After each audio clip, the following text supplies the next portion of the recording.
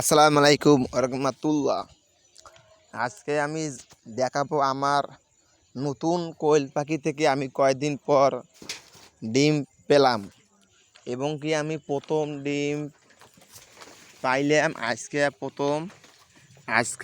প্রথম ডিম পাইলাম কয়েকদিন পর। আজকে আমি দেখাবো আপনাদেরকে আমাদের নিজেদের কোয়েল পাখি থেকে। আজকে আমি এই দেখুন, আজকে আমি ডিম পাইছি 38 দিন পর।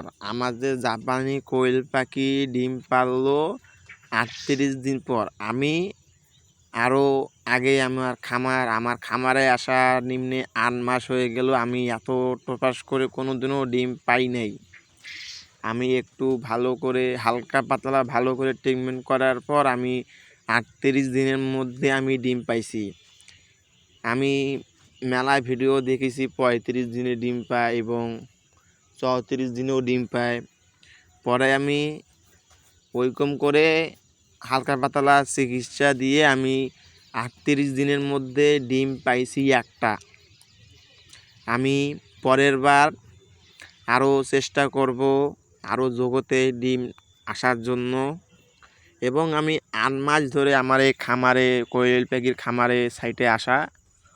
আমি কোনোদিনও 45 দিনের আগে 45 দিনের আগে ডিম পাই নাই।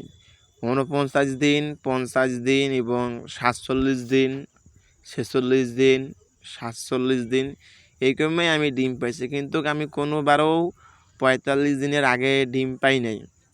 আমার এখানে 3টে মাদি আর একটা মাত্রা আছে। আমি বিক্রি হয়ে গেছে এবং এখান থেকে এইগুলোর পাখি এখানেই আমি মাত্রা 3টে, মাদি 3টে আর মাত্রা একটা আমি বিক্রি করছি।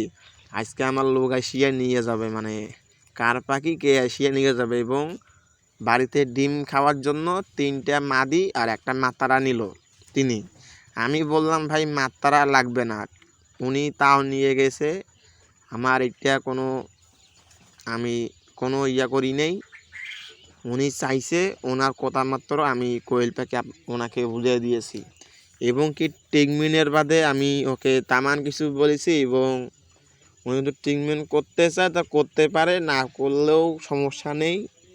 তা ওনার প্রতিদিন 2টা 3টা প্রতিদিনের ডিম পারবে।